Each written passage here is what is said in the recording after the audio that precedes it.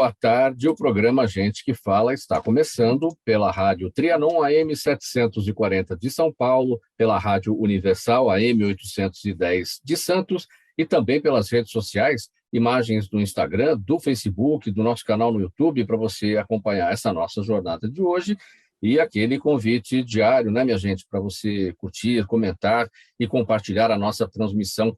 Participar também pelo WhatsApp, anota aí, 973350038 é o número, 973350038. Eu sou o Mauro Friesman, 12:01, e vamos apresentar os nossos convidados de hoje. Quarta-feira, o nosso espaço aqui sempre reservado nesse dia para os assuntos da saúde, do bem-estar e também do comportamento. Na nossa bancada, Dr. Álvaro Pereira de Oliveira, cirurgião vascular, ele integra a Comissão de Flebologia Estética da Sociedade Brasileira de Angiologia e de Cirurgia Vascular Regional São Paulo. Doutor Álvaro, boa tarde, como está?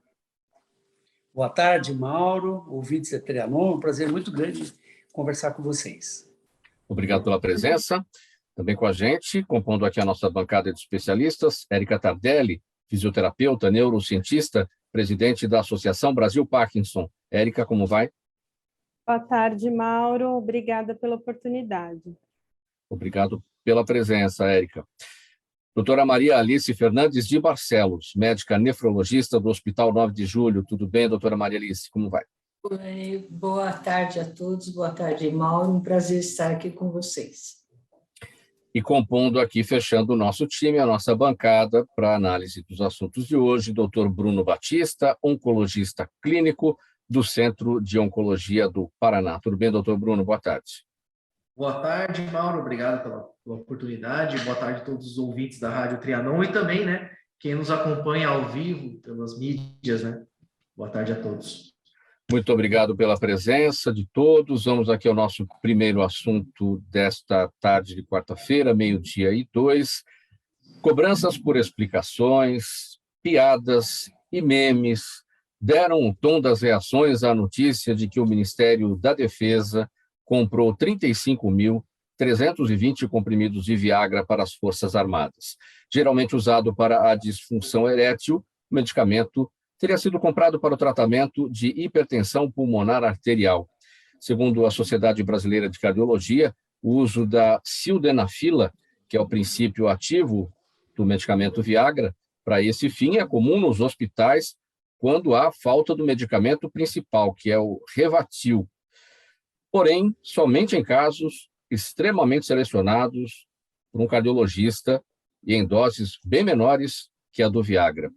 Doutor Álvaro Pereira de Oliveira, vamos tratar desse assunto aqui do ponto de vista médico mesmo, não do ponto de vista político, da confusão que isso gerou, da polêmica e tudo mais. O que a gente deveria saber sobre essa indicação, né, da sildenafila, que é o Viagra, para hipertensão pulmonar arterial? Então, Mauro, é o seguinte, a sildenafila, ela é utilizada também para hipertensão pulmonar. Ela não é o Viagra, é um similar ao Viagra, que é o Cialis, né? Seria o remédio comercial mais utilizado. Mas ele é mesmo indicado para tratamento de hipertensão pulmonar. Eu não sei se esse tanto de medicamento, se tem tanta gente que tem hipertensão pulmonar no exército, não sei se está super considerado, mas ele é utilizado. Então, pode ser, se realmente eles tiverem essa necessidade, então, compreensível. Eu precisaria era conversar com eles para ter uma noção exata a respeito disso. A dose que é utilizada como para hipertensão pulmonar é uma dose menor do que a dose utilizada para disfunção erétil, né? Mas também a pessoa pode tomar 2, 3 comprimidos que vai ter o efeito da disfunção erétil mesmo. Mas, de qualquer forma, é uma coisa meio estranha, né? Gera mesmo esse monte de piadas e memes que surgiram, tem uma lógica, né? Esse comentário tudo. Mas precisaria conversar com quem comprou para ver se a necessidade existe mesmo, se é real, enfim. Não, isso acaba gerando muitas dúvidas, porque a sildenafila, que é o princípio ativo do Viagra, é para quem tem disfunção erétil, e mesmo quem não é para quem não tem disfunção erétil, e não é para todos que têm disfunção erétil, não é verdade? Porque há contraindicações. Então, gerou essa dúvida, gera essa confusão, e as pessoas se perguntam também o que é a hipertensão pulmonar arterial. Então, a hipertensão pulmonar é um aumento da pressão que nós temos, que você pode ter, mas é diferente da hipertensão arterial comum. Do coração chegam 2 vasos grandes e saem 2 vasos grandes, digamos assim. Um é a aorta, que vai distribuir sangue para o corpo todo, e outro deles é a artéria pulmonar. Na verdade, são 2. Vai um para cada lado, não um para o pulmão direito, outro para o pulmão esquerdo. Se esse sistema de sangue, que é um volume grande de sangue, que é o que entra dentro do pulmão e vai se perfundir o pulmão, se houver alguma resistência no pulmão para essa passagem do sangue, você vai acabar tendo uma hipertensão pulmonar. Mas não é a mesma coisa que hipertensão arterial, não é todo mundo, não é porque o sujeito tem hipertensão arterial que ele vai ter hipertensão pulmonar. É uma patologia diferente, não é tão comum. É difícil imaginar que tenha tanta gente assim com hipertensão pulmonar no Exército, ou sei lá, se compraram por não sei quanto tempo. É difícil falar, Quais são os sintomas da hipertensão pulmonar arterial? Quando é que a pessoa o homem, né, a mulher também, né, deve desconfiar que tem este tipo de problema a ponto de precisar tomar esse medicamento, seja o Viagra, na substituição do Revatil, né? Então, na verdade, a hipertensão pulmonar, ela quase sempre vem de outra patologia que acaba levando à hipertensão pulmonar. A maioria das vezes são sintomas respiratórios, mas a pessoa, ela primeiro tem uma doença respiratória crônica, fibroses pulmonares, tudo isso, então ela já tem um histórico de doença pulmonar, né? E aí, em um determinado momento, ela acaba tendo hipertensão pulmonar também. Então, quase sempre, não é uma descoberta assim do nada, né? Uma pessoa chega lá, você tem hipertensão pulmonar. Porque, em geral, ele vai ter alguma outra alteração pulmonar, e os sintomas são típicos das doenças pulmonares, que é cansaço, mal-estar, perda de consciência, desmaios, todas essas coisas. Mas você descobre hipertensão pulmonar, como eu disse, depois, né? Difícil o primeiro sinal ser hipertensão pulmonar. Sempre ele tem uma doença pulmonar anterior e acaba evoluindo para a hipertensão pulmonar. Doutor Bruno Batista, se olhar sobre esse tema, essa confusão, essa preocupação, né, que foi gerada a partir dessa situação aí do governo que comprou mais de 35 mil comprimidos de Viagra para as Forças Armadas, e aquela pergunta que a gente faz aqui, né?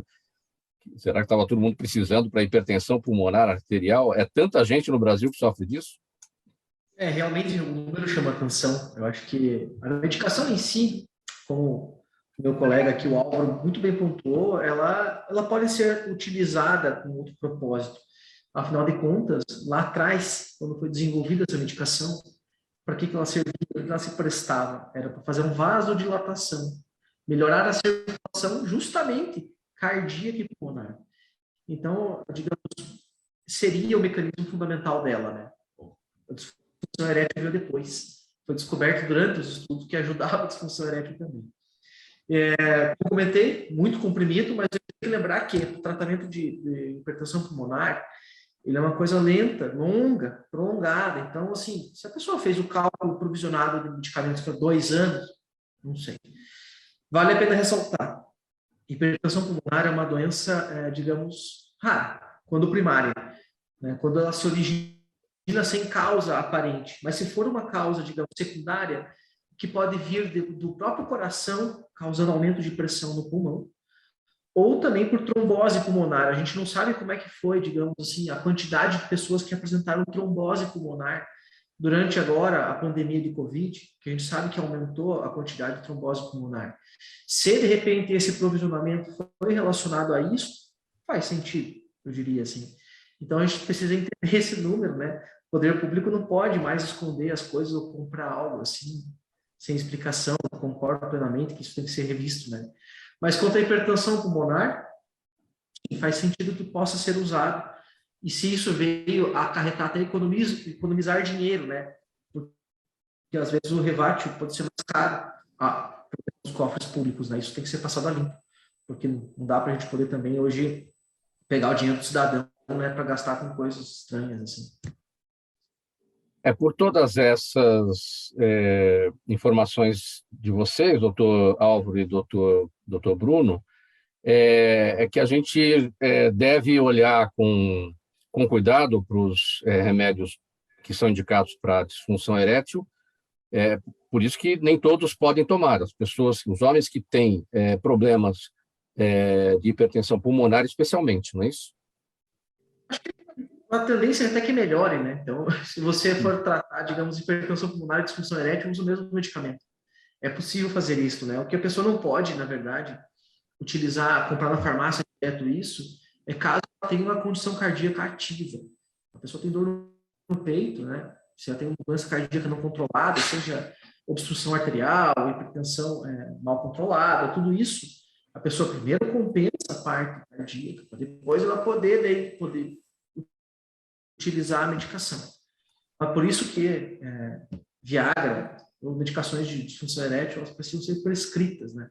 O sujeito não pode se dirigir e comprar na farmácia sem... Muito bem. Doutora Maria Alice, como é que a nefrologia observa essa questão? Eu quero pedir uma gentileza, doutor Bruno, a gente está com uma dificuldade no seu áudio, está picotando um pouquinho, eu não sei se é algum problema no seu fone de ouvido, se é na sua conexão mesmo, a gente pode fazer uma experiência aqui. Você pode sair da conexão, voltar, e aí a gente vê na sequência. Se não der, a gente vai vendo aqui ao vivo, a gente vê, tenta corrigir a situação. Doutora Maria Alice, enquanto o doutor Bruno sai ali, a gente segue a conversa aqui, vamos lá. É extremamente importante o que os meus dois colegas já mencionaram, né? Então, é exatamente isso. A medicação pode ser usada com outra finalidade, não só na disfunção erétil, né? E eu acho que tem duas coisas importantes que a gente tira disso tudo. Primeiro, o que o Bruno falou quanto à automedicação. Acho que isso é extremamente importante porque existem efeitos colaterais de qualquer medicação, né? O paciente não pode se automedicar. A gente sabe que paciente, principalmente paciente mais idoso, que tem disfunção erétil, se ele tem uma coronariopatia, se ele tem uma doença cardíaca, ele pode até ter o risco de óbito após usar indiscriminada medicação, então ele precisa ser orientado por um médico para usar. E outra coisa que eu acho que é bem pertinente, né, é a informação, né? Então, foi lançada essa informação de uma maneira sem saber exatamente, né, qual era a finalidade da compra. Por exemplo, a gente tem que tomar cuidado porque a gente tem, por exemplo, medicações usadas para, por exemplo, né, um paciente diabético, e que no paciente que tem, na minha especialidade, que tem doença renal crônica e não é diabético, atualmente a gente usa essa medicação no sentido de prevenir a progressão da doença renal. Então, é muito importante você orientar o paciente e também orientar os órgãos de imprensa, né, no sentido de transmitir uma informação que é a informação mais correta possível, né? Então, eu acho que a quantidade chama atenção e a gente não pode realmente interferir, analisar isso, né? Mas eu acho que assim é importante saber que existem medicamentos que não são só específicos para tratamento daquela patologia, né? Eles podem ser utilizados em outras doenças com critérios, né, bem estabelecidos. No caso dessa medicação em hipertensão pulmonar, né? É uma coisa que se utiliza de uma forma mais comum, vamos dizer assim. Érica Tardelli, como é que as suas áreas, né, a neurociência e a fisioterapia observam essa questão? Eu ia comentar que os pacientes com Parkinson, ao longo da doença, têm disfunção erétil, né? E muitas vezes precisam fazer uso dessa medicação.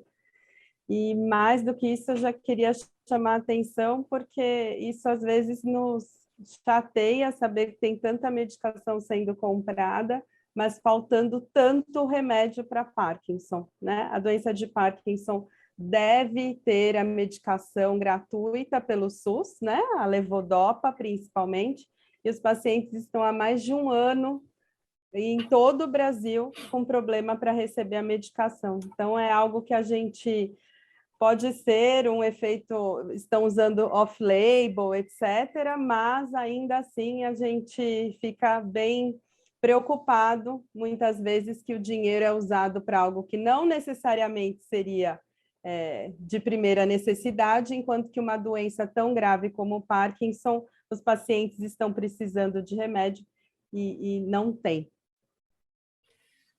Então, vamos entrar nesse assunto do Parkinson, Érica. O Parkinson é a segunda doença degenerativa mais comum e a que mais cresce por estar ligada a fatores ambientais como agrotóxico, poluição e uso de solventes. A doença não tem cura, mas tem tratamento. E é genética, mas não hereditária.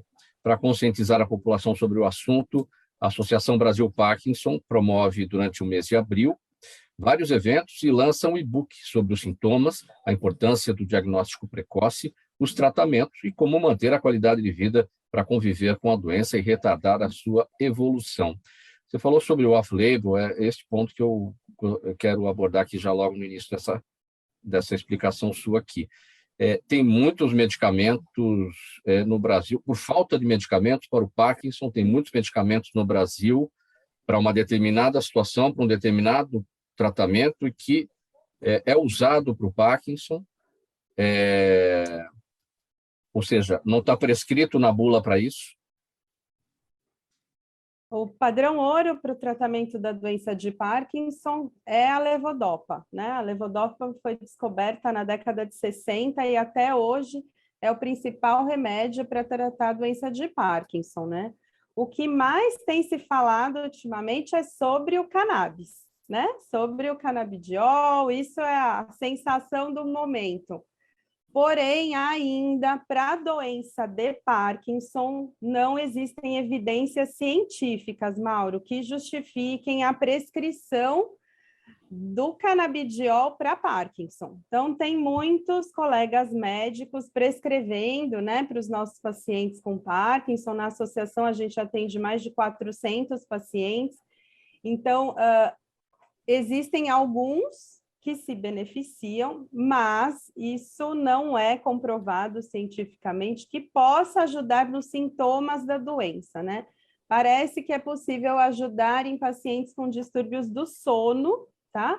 Mas ainda é algo que, por exemplo, para epilepsia, já existe uma prescrição mais objetiva, mas para Parkinson, por exemplo, não, né? Mas é algo que ainda os pacientes procuram muito e a gente precisa falar o tempo todo que não existe evidência para o uso, por exemplo, dessa substância.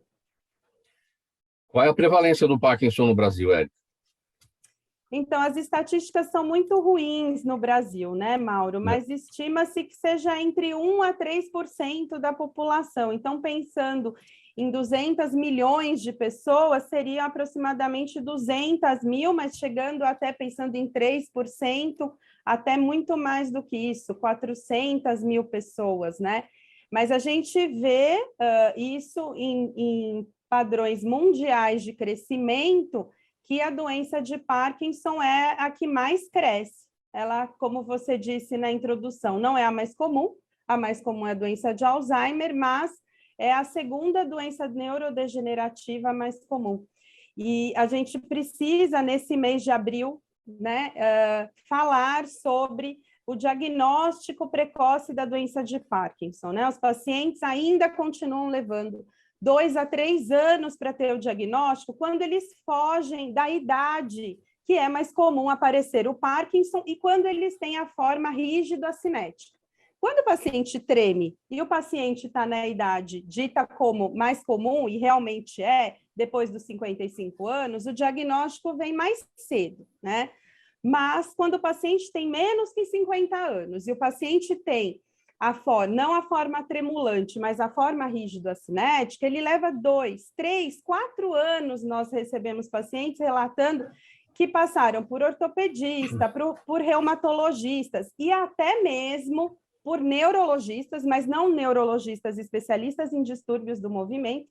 Então, muitas vezes trataram de outra forma. A dor no ombro, por exemplo, achava-se que era bursite, que era uma artropatia, alguma coisa uma artrose, né? Mas que, na verdade, já era um primeiro sintoma, já era rigidez, já era a bradicinesia, mas com um diagnóstico que não foi adequado, o paciente demorou 3 anos para ter o diagnóstico, ficou sofrendo nessa condição. Mauro, a gente recebe pacientes que fizeram cirurgias.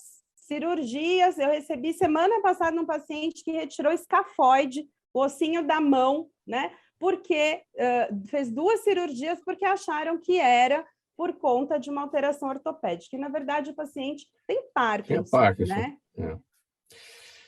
O Parkinson, que é a segunda doença degenerativa mais comum, e o Alzheimer, que é a primeira, de alguma maneira essas duas doenças se relacionam, porque eu destaquei aqui, no caso do Parkinson, fatores ambientais, como agrotóxicos, poluição, uso de solventes.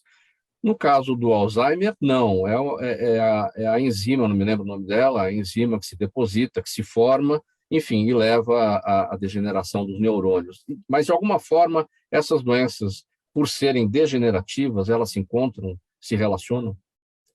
Olha, Mauro, para quem está me escutando e tem Parkinson, eles precisam que eu diga que são doenças diferentes, porque ainda tem muito estigma, né? Então, muitos pacientes dizem que estão me confundindo com Alzheimer, né?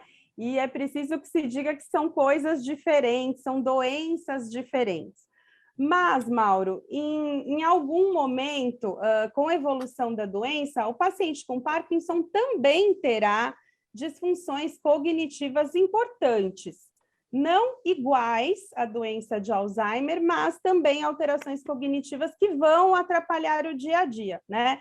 Quando James Parkinson, em 1817, descreveu aqueles casos falando sobre a paralisia agitante, ele não falava sobre a cognição, né? Mas hoje nós sabemos que as alterações cognitivas vêm desde o início. Então, pensando na doença de Alzheimer, que também tem alterações cognitivas desde o início, a gente podia dizer que em algum momento elas se parecem, mas são muito diferentes na evolução, no curso da doença, né? Então, são patologias diferentes, são deposições de substâncias diferentes, né? Sinoclenopatias, enfim. Então, existe uma diferença entre as doenças, mas, porém, é importante que a pessoa com Parkinson saiba que existem disfunções cognitivas desde o início. E por que elas precisam saber? Porque elas precisam tratar isso, elas precisam identificar e tratar.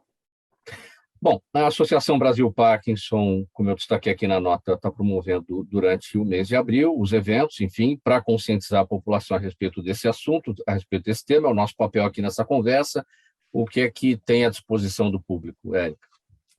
Então, esse ano, Mauro, a gente lançou em apoio e revisão do grupo de distúrbios do movimento do Hospital das Clínicas. Então, o Dr. Rubens Curi fez a revisão junto conosco desse e-book dos sintomas precoces da doença de Parkinson. Existem sintomas que nós chamamos de prodrômicos, pré-clínicos, antes do diagnóstico da doença, e que precisam ser de conhecimento cada vez maior da população e dos neurologistas generalistas, que muitas vezes precisam identificar isso para que o paciente deixe de levar, que seja a última geração de pessoas que levam 3 anos para ter o diagnóstico. Por exemplo, Mauro, a diminuição do olfato, a alteração do intestino preso, Distúrbio comportamental do sono REM, aquela pessoa que chuta, que fala à noite, são sintomas que podem acontecer 10 a 15 anos antes do diagnóstico da doença de Parkinson.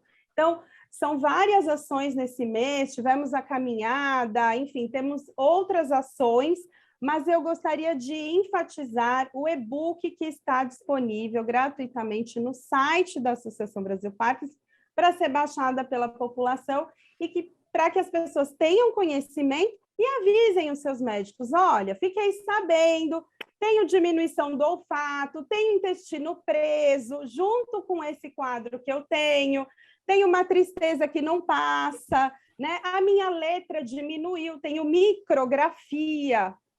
Então, será, doutor, que eu posso ter a doença de Parkinson? Então, pedir avaliação, pedir para o médico olhar de uma forma mais abrangente, uma vez que o diagnóstico, Mauro, da doença de Parkinson, ele é clínico, não tem nenhum exame. E o profissional, para a gente finalizar, é o neurologista. Especialista em distúrbios do movimento. Certo, muito bem. 12h26, doutora Maria Alice, vamos falar sobre o seguinte. A DASA, a maior rede de saúde integrada do Brasil, e a biofarmacêutica AstraZeneca lançaram em março a campanha de diagnóstico de doença renal crônica, projeto que visa testar mais de 1 milhão de pessoas em diversos estados brasileiros. A expectativa é detectar de 30% a 35% de novos casos de pacientes com problemas renais em estágio inicial e, com isso, ajudar a impedir a evolução da doença. De acordo com especialistas, apenas de 5% a 10% dos pacientes sabem do problema antes dele chegar a fases muito avançadas, o que dificulta o tratamento e a possível cura da doença. Então, doutora Maria Alice, deixa eu ver se eu entendi esse final aqui. De 5 a 10 pessoas, de 5 a 10% das pessoas que têm problemas renais sabem disso? Essa a conclusão, não? Não. A incidência, né? Quanto à doença renal crônica, é uma das principais doenças na nefrologia, que é a especialidade que acompanha os pacientes com doença renal. Então, para ser uma coisa assim mais clara, 1 em cada 10 pacientes no mundo, pacientes adultos, tem doença renal crônica. Então, cada 10 pessoas que estão andando pela rua, uma tem doença renal crônica. E a maioria não sabe que tem doença renal crônica. Por quê? Porque, na maioria das vezes, ela é assintomática. Então, o rim ele vai perdendo gradativamente, progressivamente a função renal, né? E o paciente não tem sintomas. Então, normalmente, se ele tem 100% de função renal, ele vai passar para 90%, 80%, 50%, 40%, e muitas vezes ele não tem sintomas, ou se ele tem algum sintoma, é um sintoma muito discreto, eventualmente um inchaço, um edema, que faz com que o paciente não procure a ajuda médica. Então, de que forma você pode... E o que é importante? A doença renal crônica ela tem uma evolução atualmente, uma incidência crescente na população. Por quê? Os principais grupos, as principais doenças que levam à doença renal crônica são diabetes, tanto diabetes tipo 1, que é um insulino dependente, quanto diabetes tipo 2, que tem um aumento crescente na população mundial, né? E os hipertensos. Então, são os dois grupos de pacientes, tanto os diabéticos com hipertensos, quanto hipertensos, são os principais grupos que vão desenvolver doença renal crônica. E, muitas vezes, quando você constata já numa fase muito avançada da doença, não tem muito mais o que ofertar para o paciente, a não ser uma terapia de diálise, uma terapia substitutiva, que vai substituir a função renal que ele perdeu.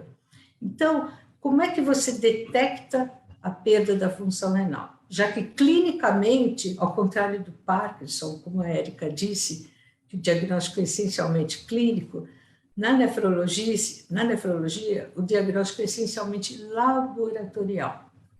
Então, na fase precoce da doença, você faz um exame de urina para ver se você constata perda de proteína na urina, que não é normal. Normalmente, proteína é uma substância nobre do nosso organismo, ela está presente na urina numa quantidade muito pequena. Então, se você constata uma perda razoável de proteína na urina e uma elevação de creatinina no sangue, a creatinina é uma substância que todo mundo tem no sangue, que vem do nosso metabolismo, e que quando ela aumenta no sangue, significa que o seu rim está filtrando menos. Quanto maior, menos o rim está filtrando. Então, são dois exames extremamente simples. É um exame de urina, né? E a dosagem de creatinina no sangue. Isso, em escala mundial, se faz para a detecção de alteração de função renal. E Ou quando seja, essa alteração... Oi. Ou seja, são dois exames muito simples, trazendo aqui para a nossa realidade brasileira, que o poder público, o setor público, ou seja, a saúde pública, pode muito bem absorver isso e trabalhar de forma preventiva, porque são exames extremamente baratos, e as pessoas acabam indo ao médico quando já sentem dor, quando já tem um mal-estar provocado por um problema renal, e aí já pode ser tarde demais. Ou seja, a gente tem lição de casa para fazer nessa questão preventiva, não é, doutora? Com certeza, né? E a partir disso, acompanhar esses pacientes, porque muitas vezes na fase inicial você tem como controlar melhor e reverter eventualmente o processo ou estabilizar um pouco a função renal para impedir que esse paciente evolua tão rapidamente com perda de função renal. Então, a DASA, né, juntamente com o laboratório AstraZeneca, estabeleceu, né, um programa, né, no sentido de ofertar gratuitamente, né, durante um ano, os exames para a população de exame de urina tipo 1 e dosagem sérica de creatinina de forma gratuita, né, para os pacientes que assim desejarem avaliar a sua função renal. Esses exames, existe um site, né, que eu vou falar, é o diagnóstico doença renal.dasa, depois a gente pode até mandar para vocês, .dasa.com.br.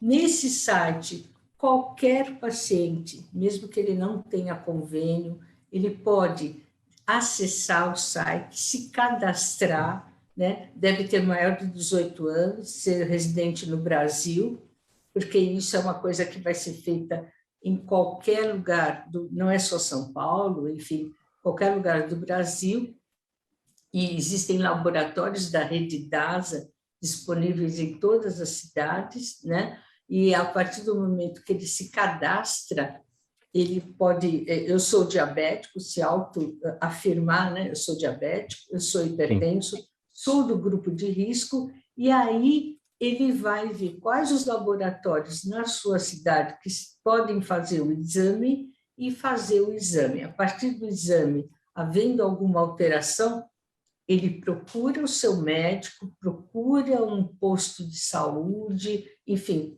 para que o seu médico possa, a partir daí, dar andamento a essa triagem, né?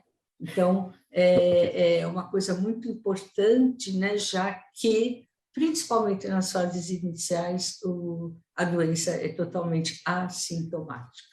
Faltando 26 minutos para 1 da tarde, programa Gente que Fala, edição de quarta-feira, com os assuntos da saúde, do bem-estar e do comportamento. Uma pausa breve, a gente vai para o intervalo, mensagem do nosso apoiador e voltamos em seguida. Até já. Os melhores trabalhos de comunicação nunca abrem mão de um excelente instituto de pesquisas. A Orbis é um instituto de pesquisas que une precisão e confiabilidade estatística com a mais alta tecnologia em pesquisas do mercado. Na sua próxima pesquisa, se eu fosse você, chamava Orbis. Até porque o sucesso é consequência direta da informação que você tem e o que você faz com ela. De volta com o programa Gente que Fala, aqui pela Rádio Trianon AM 740 de São Paulo, Rádio Universal AM 810 de Santos e também pelas redes sociais. Faltando 25 minutos para 1 da tarde, os assuntos da saúde, do bem-estar e do comportamento, por aqui sempre às quartas-feiras. Vamos conversar agora com o Daniel Matos, eu vou chamá-lo aqui. Daniel Matos, que é economista, perito judicial e advogado, especialista em direito tributário. Tudo bem, Daniel? Tudo, e você? Tudo bem por aqui também. Aí o doutor Álvaro, a Érica, a doutora Maria Alice e o Bruno perguntam, mas por que um advogado, um economista num programa de saúde? É porque a nossa economia está doente, né, Daniel? E vamos falar sobre o que é um grande risco aí, a estagflação, que é essa combinação de estagnação econômica, inflação alta, desemprego. Quais são os riscos aí que a gente está enfrentando, hein? Então, saúde é importante até na economia, né? Porque senão não há quem sobreviva nesse mundo. Então, dado esse elevado número de choques, né, guerra na Rússia, infelizmente, né, o Brasil agora vai entrar na questão eleitoral, que vai ter uma questão muito séria dos choques. A gente começa a ver uma pequena elevação dos custos inflacionários nas empresas, né, algumas já com dificuldade de insumo, tinha a questão dos commodities. Toda essa questão, não só no Brasil, como no mundo, né, pautado aí pela questão do petróleo, pela OPEP, a gente acaba vendo uma alta muito expressiva da inflação, né, para os ouvintes, né, a Turquia chegou a bater 61% de inflação em março, né, seguido pela Argentina de 52% em fevereiro, a Rússia 16% pelo ambiente da guerra em março e o Brasil agora 11,3% nesse mês de março. Ou seja, é como você bem apontou, Mauro, todo esse ambiente, né, de ausência do desenvolvimento regular da economia, esses choques constantes, eles são reflexo da inflação, e a inflação, né, em níveis elevados, elas pode gerar uma estagflação, que é uma estagnação da economia. Então, você tem o que os economistas chamam de parada. E esse é o receio, né, nesse ambiente tão sensível nesse período. E numa tentativa do governo para enfrentar essa paradeira geral da economia, né, a gente tem a liberação do saque do FGTS, R$ 1.000, já a partir da semana que vem, né? Uma alternativa aí para tentar dar uma aquecida é o chamado FGTS extraordinário. Só que a gente tem a inflação que está rolando aí, você acabou de salientar, mais de 11%, 11,3% nos últimos 12 meses, quer dizer, é melhor deixar esse dinheiro lá no FGTS ou sacar e usar e pagar as contas, porque também a inflação vai corroendo, né? Então, o grande problema é que com a inflação elevada, né, já tem estudos de que quando o dinheiro for liberado, o consumidor, né, o beneficiário do recurso, no fim das contas, ele vai ter esse valor corroído pela inflação. Então, se a pessoa tiver a possibilidade de não fruir do dinheiro, seria interessante. Agora, se a pessoa tiver em situações de extrema necessidade ou tiver alguma finalidade para aquilo, compensa, mas fato é que a inflação vai consumir, vai corroer esse valor. Então, esse valor, infelizmente, ele vai ser corroído pela inflação. A ideia é boa, né, para tentar dar um impulso, mas a inflação já está corroendo tudo, infelizmente. Mas aqui o dinheiro lá no FGTS dá 3% ao ano, né? Pois é. Não, correção. por isso que eu te digo. Não, lá é sem chance de deixar lá. O que eu digo no sentido é de que se a pessoa pegar o valor e for fazer alguma aplicação de mercado, não sei, título público, CDB, CDI, fundo, não sei, o que a pessoa preferir. Mas o que eu estou dizendo é que, assim, se a pessoa optar por consumir, o que eu quero que fique claro é que o valor será corroído pela inflação. E se ele permanecer lá, a corrosão é muito pior, porque se a gente tem 12%, nos últimos 12 meses ele rende 3% ao ano, então a pessoa já perdeu algo em torno de 9% a 10% só por deixar o FGTS parado. Legal. Daniel Matos, perito judicial, economista, especialista em direito tributário, falando dos remédios aqui para a nossa economia nesta tarde de quarta-feira. Valeu, semana que vem tem mais. Valeu, boa tarde, até, tchau. Um abraço, Daniel, obrigado. Vamos seguir aqui com mais um tema. Nesta nossa edição do programa Gente que Fala, dados recentes apontam que a cada ano, pelo menos 41 mil brasileiros são diagnosticados com câncer de intestino, que acomete tanto homens quanto mulheres. Segundo especialistas, o câncer coloretal é o tumor mais importante do sistema digestivo e se caracteriza por ser uma doença muito ligada ao estilo de vida. Dessa forma, os hábitos saudáveis atuam diretamente tanto na prevenção quanto nas chances de cura da doença. O interessante, doutor Bruno Batista, que todo mundo sabe disso, que o estilo de vida provoca o câncer de intestino, que é preciso ter atividade física para não correr riscos, que é preciso se alimentar bem para não correr riscos. O duro é fazer, né? É verdade, então, Mauro. Na verdade, mais do que só câncer de intestino. Vocês me ouvem bem agora? Sim. Tá ótimo, agora tá ótimo, áudio. Câncer de intestino, câncer de pâncreas, cabeça e pescoço, esôfago, estômago. É tanta coisa ruim que cigarro, álcool e dieta ruim e sedentarismo causam, e mesmo assim, né, a gente tem essa dificuldade toda. Perceba que existe todo um estudo dessa questão de pró-inflamatória, radicais livres, para demência, que foi comentado pela Érica, para Parkinson, tudo esse efeito neuroprotetor de uma boa dieta também está envolvido. A receita é muito antiga, né? Ainda é dos gregos lá, que as pessoas falavam, né? Cara, tem que ter uma mente sã e um corpo são, né? Então, assim, não é nada novo. Mas por que não é feito? Porque nós, seres humanos, gostamos de comer porcaria, a gente gosta infelizmente, de uma festa e querer se divertir na base do álcool. Isso faz parte de uma questão psicológica muito arraigada, principalmente na sociedade ocidental. E a dieta ocidental, eu diria que talvez seja um vilão, assim, entre aspas, né? Para desenvolvimento de câncer do intestino, né? Os fatores que a gente pode modificar, dieta é uma das coisas. Então, o consumo de alimentos com gordura saturada, origem animal, faz com que a gente aumente a chance de câncer do intestino. Tá? A idade é um fator que a gente não pode mexer. Infelizmente, quanto maior é a idade, maior é a chance da pessoa desenvolver câncer do intestino. Mas outros fatores, como tabagismo, alcoolismo, que a gente pode, eu acho que é um foco nosso, né? A gente deve pedir para as pessoas orientar assim, os pacientes para que não usem, né, essas substâncias no intuito de diminuir câncer de intestino. Lembrar também câncer de pâncreas, câncer de estômago. A oncologia, ela se pauta muito de querer deixar a pessoa saudável o máximo possível. Nós temos mecanismos, uma vez desenvolvidos, tumores, lutam contra o câncer. Por vias imunológicas conseguem lutar contra o câncer. Mas o teu sistema imune tem que estar em dia, né? O exercício físico é muito importante para que a gente consiga justamente mitigar essas coisas, né? Diminuir a chance da pessoa ter um prejuízo no sistema imune e daí permita o desenvolvimento de câncer. Então, sim, são receitas antigas, mas que não são levadas a sério. Quando suspeitar de que algo não vai bem com o intestino, doutor Bruno? É uma boa pergunta, principalmente porque no cenário de câncer de intestino, o principal sintoma é não ter nada de sintomas. É uma doença largamente assintomática, tá?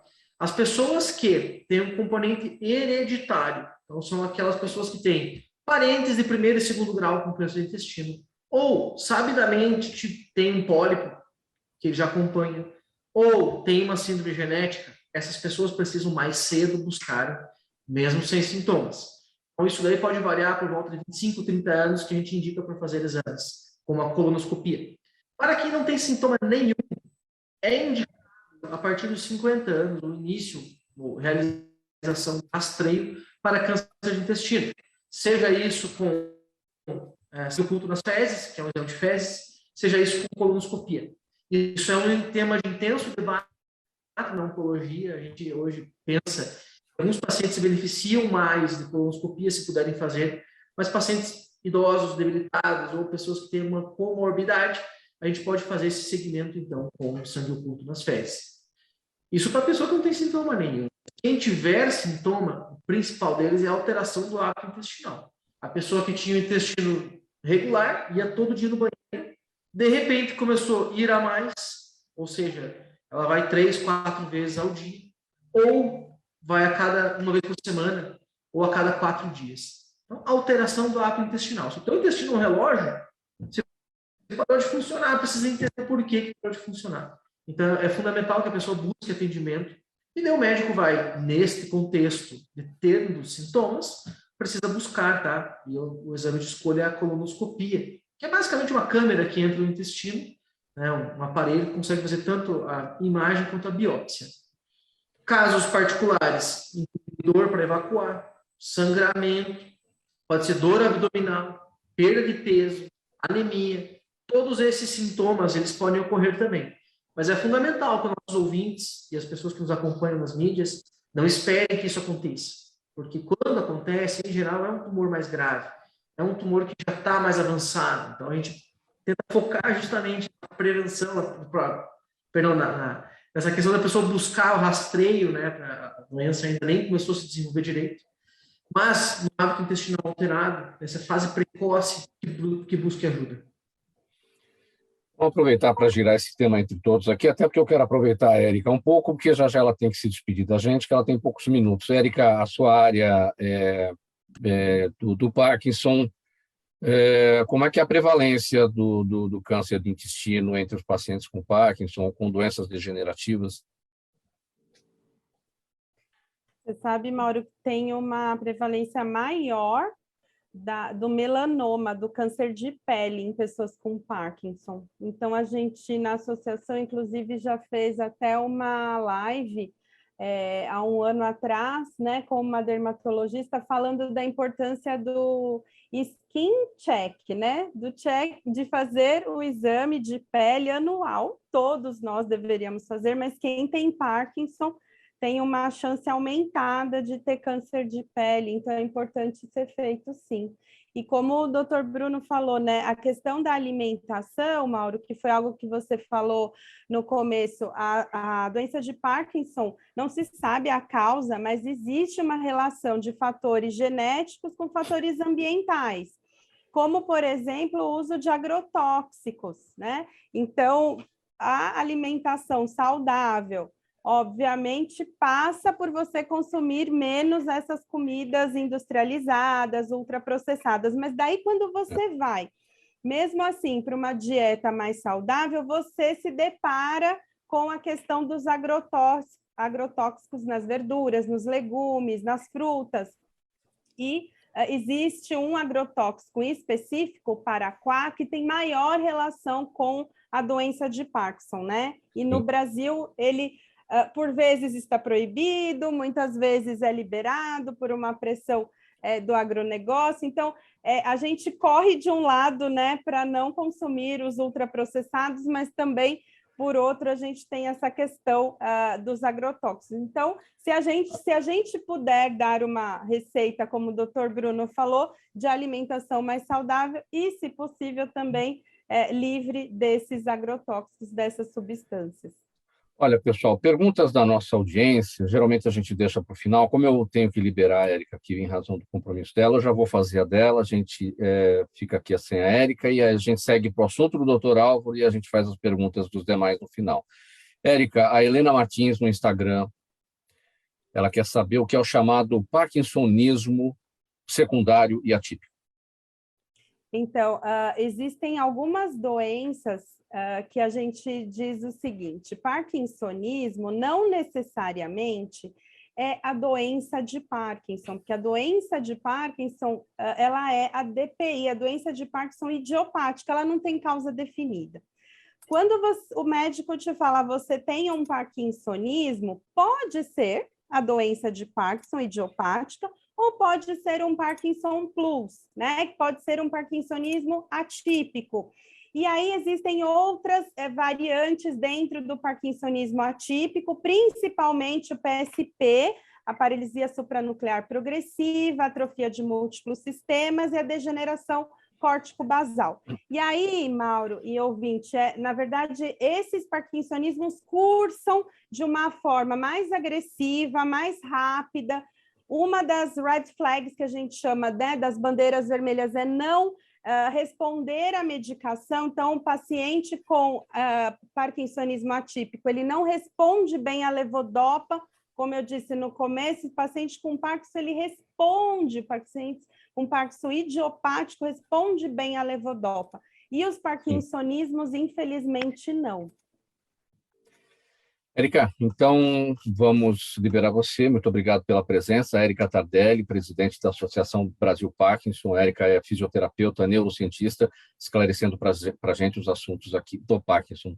Obrigado pela participação. Em nome da equipe do programa A Gente que Fala, e até uma próxima. Eu que agradeço. Obrigada mais uma vez. Então vamos lá, seguindo aqui com o assunto do doutor Álvaro, que é o seguinte, e aí depois dos esclarecimentos do doutor Álvaro, a gente vai para as perguntas da audiência para todos, tá bom?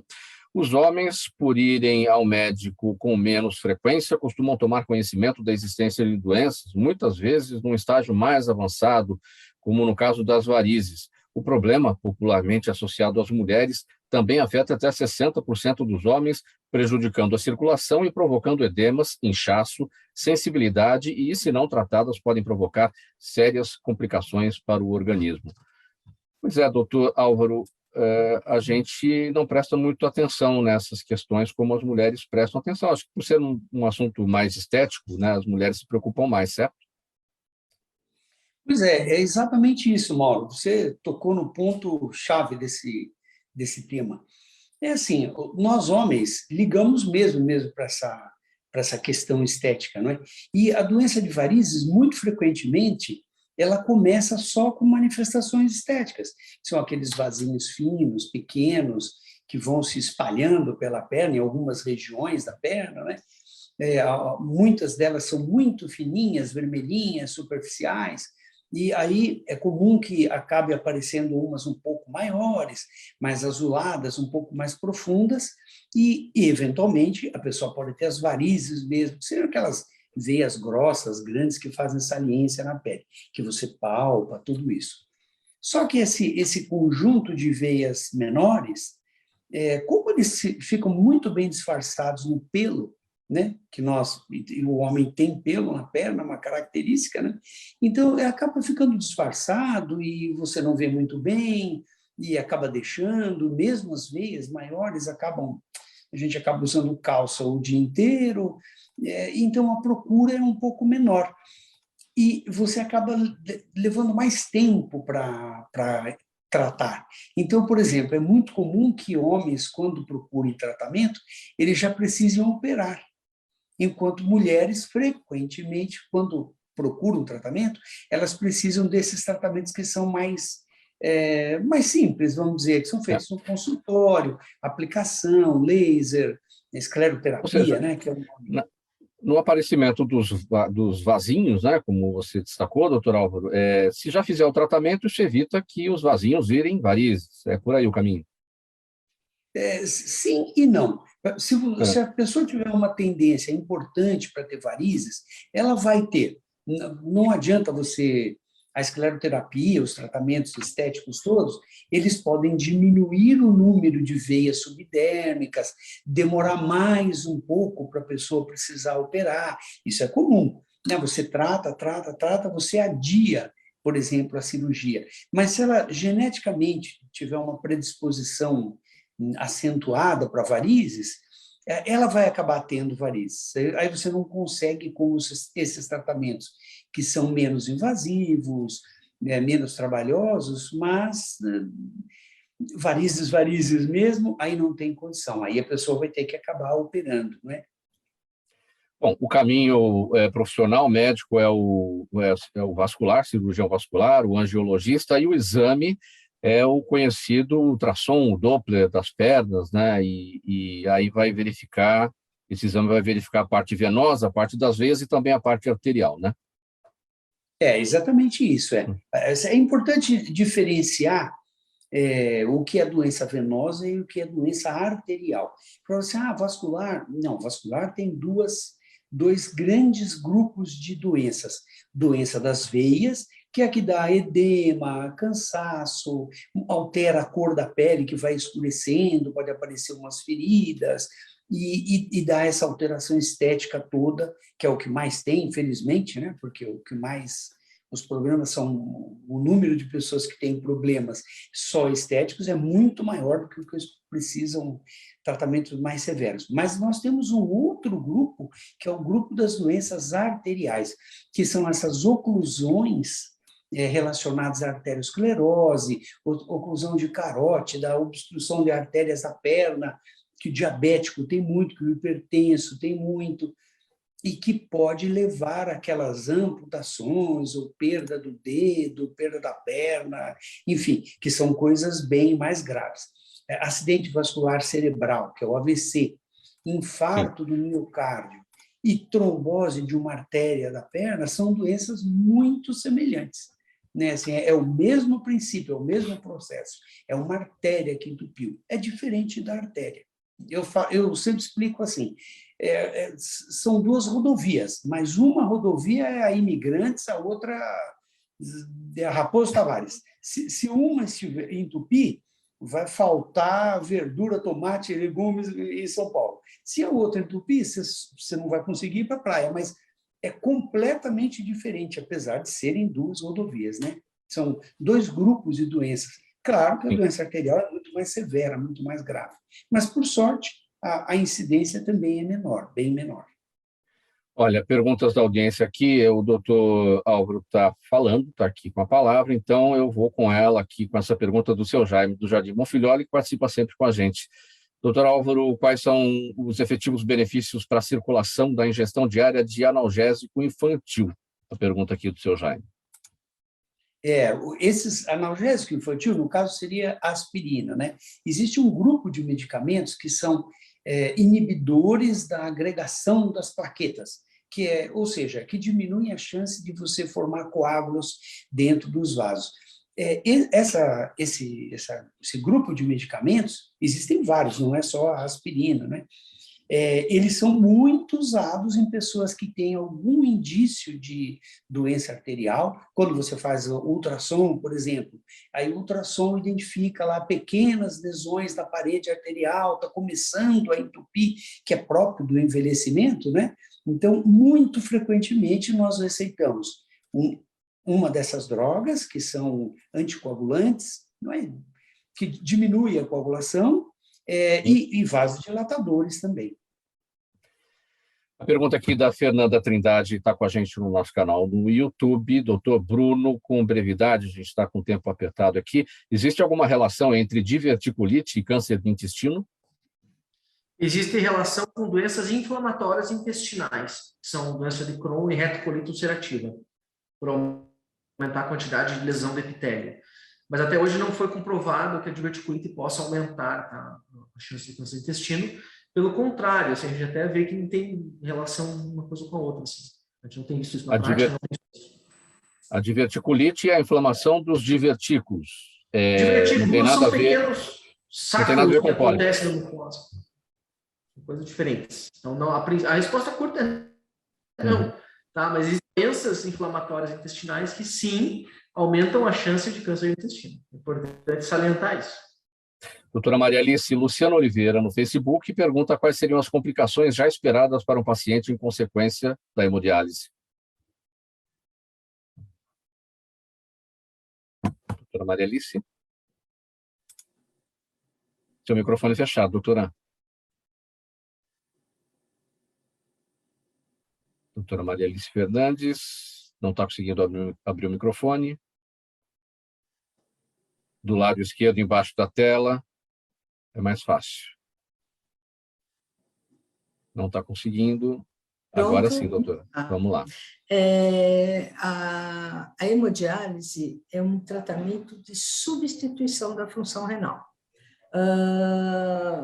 Ele não é um tratamento que vai curar a função que você perdeu. Então, é claro que mesmo com o avanço tecnológico, de filtros, hoje em dia você tem máquinas precisas para a realização de hemodiálise, filtros cada vez mais sofisticados, né? Você consegue manter uma maior sobrevida dos pacientes em diálise e com qualidade. Eu acho isso importante. Hoje em dia você tem vários mecanismos para atender essa população. A gente tem mais de 100 mil pacientes em diálise no Brasil. É claro que não substituem totalmente a função renal. Os pacientes, ao longo da sua vida dialítica, vamos dizer assim, eles podem ter algumas complicações. As principais, atualmente, são as complicações cardiovasculares, com calcificação de vasos, pequenos e grandes vasos, como o Álvaro falou, levando a obstruções arteriais em várias regiões. Então, talvez essa seja a principal complicação do paciente em diálise atualmente, são as complicações cardiovasculares, embora a sobrevida desses pacientes ao longo dos últimos 20 anos tenha aumentado bastante com a sofisticação do tratamento. Muito bem, minha gente, nós vamos pôr um ponto final nessa edição do programa Gente que Fala de quarta-feira, com os assuntos da saúde, do bem-estar e do comportamento. A conversa estava ótima, a nossa audiência adora esclarecimentos médicos aqui a partir dos nossos especialistas, sempre nessa conversa às quartas-feiras, mas o tempo acaba, né? Participaram com a gente hoje Dr. Álvaro Pereira de Oliveira, cirurgião vascular, a Érica Tardelli, fisioterapeuta e neurocientista, doutora Maria Alice Fernandes de Barcelos, médica nefrologista, e o médico oncologista clínico, doutor Bruno Batista, do Centro de Oncologia do Paraná. Muito obrigado pela presença de vocês, em nome da equipe do programa Gente que Fala. Na mesa de som com a gente hoje, o Isaac Barros. Obrigado, Isaac, pelo apoio operacional. Sérgio Souza, na gerência técnica da Rádio Trianon. Apresentação minha, Mauro Friesman. Pauta e redação do Pedro Schiavon. Zenilda Salvato, nossa diretora de produção. Jornalista Fausto Camunha, nosso diretor-geral. E você, ouvinte, você, espectador, a razão da nossa presença aqui todos os dias. Na programação da Trianon agora, o nosso musical, vai até às 6h. Na sequência, o Radar Paulista com o Renato Albuquerque. E agora, a repórter Débora Mendonça vem com as informações ao vivo do trânsito na capital paulista para tirar você dos congestionamentos. Obrigado, minha gente. Amanhã tem mais. 1 hora, 1 minuto. Tchau, tchau.